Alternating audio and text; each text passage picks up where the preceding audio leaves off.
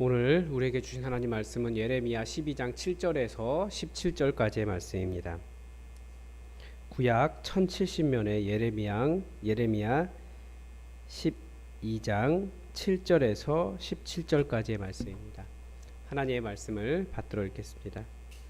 내가 내 집을 버리며 내 소유를 내던져 내 마음으로 사랑하는 것을 그 원수의 손에 넘겼나니 내 소유가 숲속의 사자같이 되어서 나를 향하여 그 소리를 내므로 내가 그를 미워하였음이로다. 내 소유가 내게 대하여는 무늬 있는 매가 아니냐.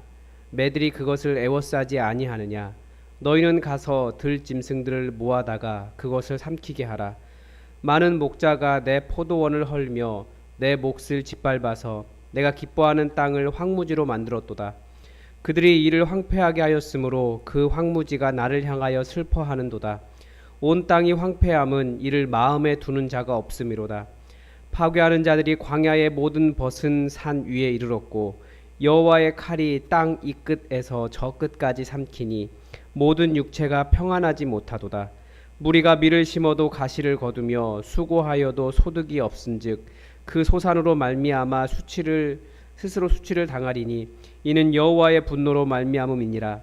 내가 내 백성 이스라엘에게 기업으로 준 소유에 손을 대는 나의 모든 악한 이웃에 대하여 여호와께서 이와 같이 말씀하시니라. 보라, 내가 그들을 그 땅에서 뽑아 버리겠고 유다 집을 그들 가운데서 뽑아내리라. 내가 그들을 뽑아낸 후에 내가 돌이켜 그들을 불쌍히 여겨서 각 사람을 그들의 기업으로 각 사람을 그 땅으로 다시 인도하리니 그들이 내 백성의 도를 부지런히 배우며 살아있는 여호와라는 내 이름으로 맹세하기를 자기들이 내 백성을 가르쳐 바알로 맹세하게 한 것 같이 하면 그들이 내 백성 가운데에 세움을 입으려니와 그들이 순종하지 아니하면 내가 반드시 그 나라를 뽑아 멸하리라. 여호와의 말씀이니라. 아멘. 성경은 하나님께서 당신의 백성을 마치 어미가 그 새끼를 날개 아래 품는 것 같은, 그렇게 당신의 백성을 날개 아래 품어낸다, 이런 말씀, 이런 비유를 하십니다. 하나님의 백성은 하나님의 그 날개 아래에서 안전하고 평안합니다. 하나님께서 그 날개로 품으신다라고 하는, 날개로 품어서 보호하신다라고 하는 말을 다른 말로 하면 그만큼 공격이 많다라는 뜻입니다. 즉 하나님께서 그 날개를 거두시면 수많은 대적들이, 파괴자들이 모든 것을 다 앗아가버리는 겁니다. 그래서 우리는 아무 일 없이 평안한 하루하루가 하나님께서 날개 아래 우리를 품고 계신다라는 것을 깨닫고 감사할 이유가 되는 겁니다. 하나님께서 그렇게 품으시는 이유는 바로 우리가 하나님의 소유이기 때문입니다. 그런데 오늘 본문은 하나님께서 내 집을 버리고 내 소유를 내던져 원수의 손에 넘겼다라고 시작을 하고 있습니다. 왜냐하면 내 소유가, 그러니까 하나님의 소유죠. 하나님의 소유가 나를 향하여, 그러니까 하나님을 향하여 숲속의 사자같이 되어서 소리를 내기 때문이다라고 말씀하십니다. 예레미야에서는 처음부터 부르짖는 사자라고 하는 표현이 몇 번 나옵니다. 지금까지 본 이 사자의 모습이 다 똑같아요. 사람들이 선지자를 죽이려고 사자처럼 부르짖고 달려나와서 칼로 죽였다라고 말하고 있습니다. 오늘의 이 사자는 이제 선지자를 향해서뿐만 아니라 당신의 주인 되신 하나님을 향해서, 자기들의 주인 되신 하나님을 향해서도 부르짖고 달려나와서 하나님을 물어뜯는다라는 거죠. 그래서 하나님은 당신의 소유가 된 성전, 당신의 소유가 된 백성들, 그 땅을 덮고 있는 보호의 날개를 거두시는 겁니다. 이들이 하나님을 향해서는 어떻게 사자처럼 분노했습니까? 역시 하나님의 사자, 그 하나님이 딱 보이지 않기 때문에 여호와 하나님을 향해서 직접적으로 대항하기보다 선지자를 향해서 그렇게 대하는 겁니다. 지난 토요일 본문에 보면 아나돗 사람들이 예레미야를 죽이려고 하는 장면이 나옵니다. 아나돗이 어떤 동네입니까? 예레미야도 일단 아나돗 출신이고, 아나돗은 이 정통 아론 제사장들의 마을이었습니다. 그런데도 이들이 하는 말이, 너는 여호와의 이름으로 예언하지 말라. 두렵건대 우리 손에 죽을까 하노라. 굉장히 말을 고상하게 하고 있죠. 근데 훨씬 더 강력하고 훨씬 더 위협이 되었을 겁니다. 몇 가지 의문이 듭니다. 여호와의 이름이 아니라 다른 이름으로 바알의 이름으로 예언했으면 살았을까요?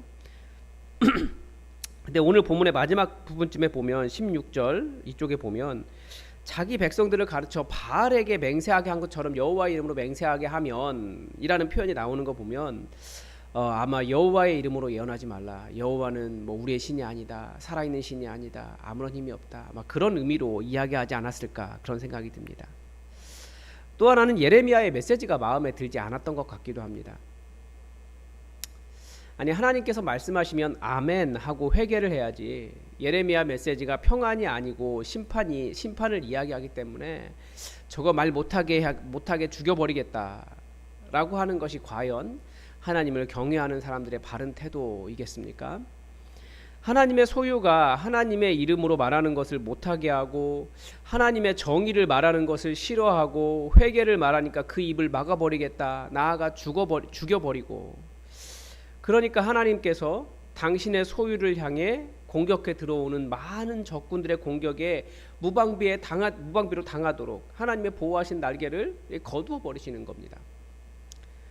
왜 아나도 사람들은 여호와의 이름으로 예언하는 것을 못하게 했을까요? 뭐 이런저런 이야기를 해볼 수 있지만 분명한 것은 예레미야의 예언을 여호와 하나님의 신탁으로 인정할 수 없었기 때문입니다. 그들이 생각하는 하나님의 말씀이 아니라고 생각한 거예요. 그렇다면 반대로 그들은 어떤 말을 하나님의 말씀이라고 생각했을까요?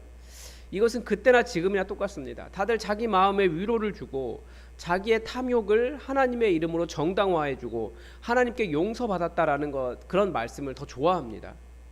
예레미야가 정의를 이야기하니까 싫어한 겁니다. 자신들은 제사를 잘 지내고 있으니 율법 잘 지키고 착하게 살아가고 있으니 잘하고 있다라고 생각했는데 더 깊은 죄악, 가난한 자들을 배려하지 않고 폭력이 가득한 세상에 대해서 비판하니까 싫어하는 겁니다. 우리가 갈라디아서 2장 마지막 부분에서도 보는 것이 이것 아닙니까? 이스라엘 유대 그리스도인들이 율법 조항 몇 가지 지킨 것, 할례 좀 행한 것, 안식일에 뭐 율법 지킨 것, 이런 것들을 가지고 자기들이 정말 대단한 그리스도인이라고 착각하는 거예요. 그러니까 사도 바울이 그거 아니다, 그거 가지고는 하나님의 의에 이를 수 없다.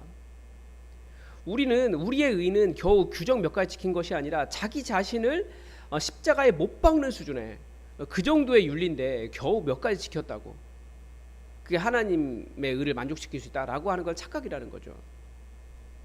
이스라엘이 생각하는 정의도 그 정도 수준이었다라는 거예요. 사실 지금의 시대도 그렇습니다.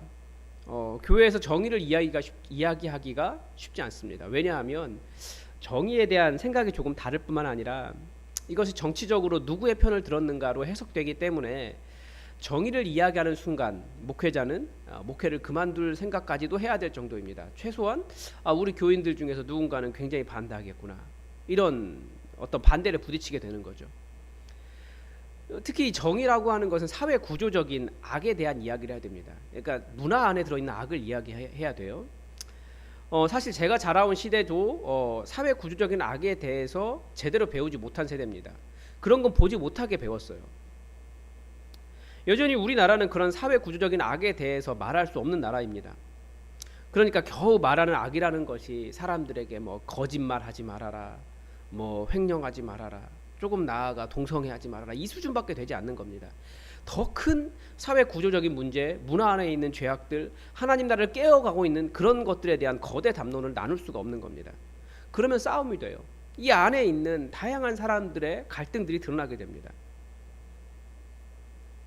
그런데 하나님의 말씀은 문화 안에 있는 악, 우리 사회 구조적인 악, 가난한 자들을 배려하지 않는 문화적 상황, 외국인 노동자를 하대하는 문화, 인간적인 대우를 요구할 수 없는 그런 문화적 분위기, 이런 것들을 다 담고 있는데 우리 문화는 그런 공평과 정의를 이야기하기가 굉장히 어렵다라는 거예요. 그래서 기독교계에서도 굉장히 보수적인 단체인 성서 유니온마저 한 몇 년 전에 하나님 나라 신학을 이렇게 설명했다가 좌파라느니 뭐 빨갱이라느니 이런 소리를 들으면서 사역이 위축된 적이 있습니다. 하나님 나라조차도 이야기 못하는 거예요. 거기 정의가 들어있고 가난한 자에 대한 이야기가 들어있으니까. 한국 사회에서 그런 낙인이 찍히면 정말 아무것도 못합니다.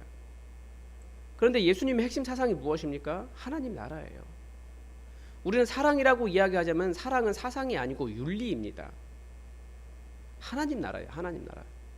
지금 예레미야에서 이야기하고 있는 그 사랑과 정의와 공의, 하나님을 기뻐하는 것, 하나님을 알아가는 것, 이런 것들이 하나님 나라의 문제인데, 이런 것들이 우리는 교회는 그런 것 말고 기도 잘하고 예배 잘 드리고 뭐 그런 것들이 있잖아요. 그 종교적인 것들. 근데 훨씬 더 크다고요. 그것도 물론 필요하지만 그것보다 훨씬 더 크다고요. 결국 예레미야처럼 하나님의 뜻을 있는 그대로 전달하면 죽임을 당하고 무조건적인 사랑을 선포해야 잘 나갑니다. 이 문제는 앞으로도 계속 나올 겁니다. 한국 교회는 메신저인 목사를 조종하려고 하는 움직임이 굉장히 강합니다.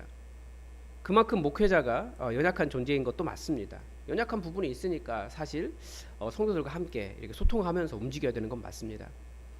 그러나 그렇기 때문에 오히려 더 한국 교회는 하나님의 말씀에 대해, 복음에 대해 목회자도 성장해야 되고 성도들도 성장해야 됩니다.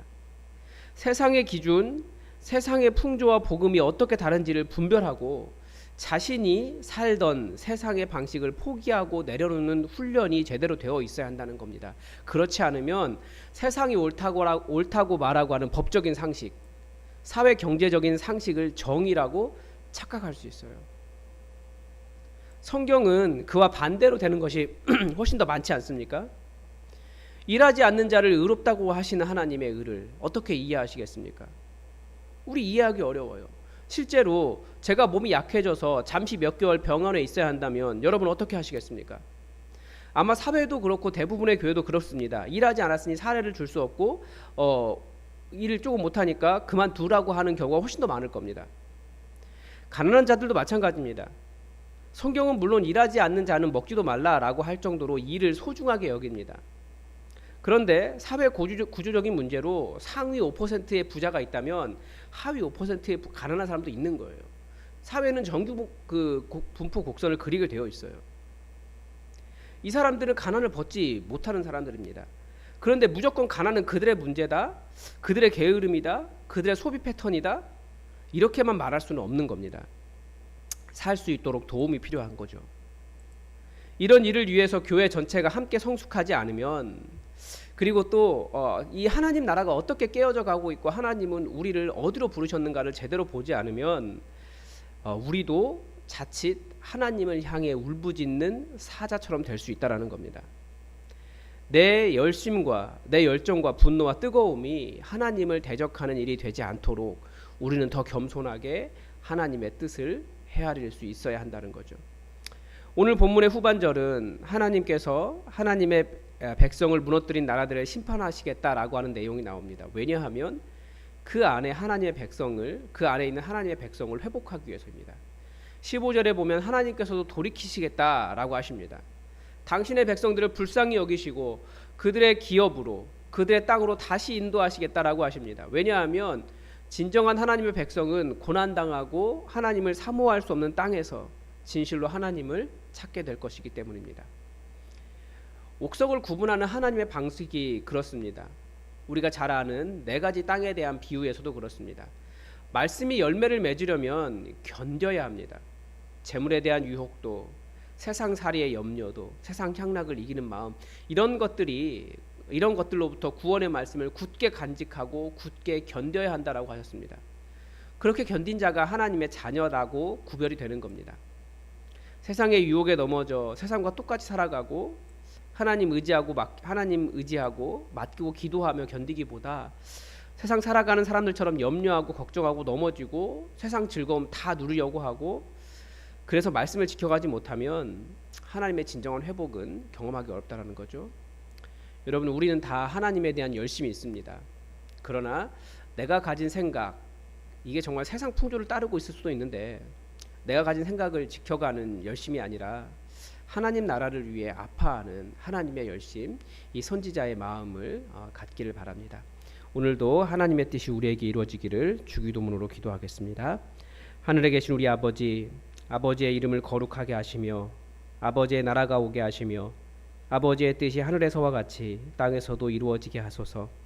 오늘 우리에게 일용할 양식을 주시고 우리가 우리에게 잘못한 사람을 용서하여 준 것 같이 우리 죄를 용서하여 주시고 우리를 시험에 빠지지 않게 하시고 악에서 구하소서. 나라와 권능과 영광이 영원히 아버지의 것입니다. 아멘. 여러분 계속해서 우리 나라와 그리고 이 도시와 그리고 우리 교회를 위해서 계속 기도를 부탁을 드립니다. 다 함께 기도하겠습니다.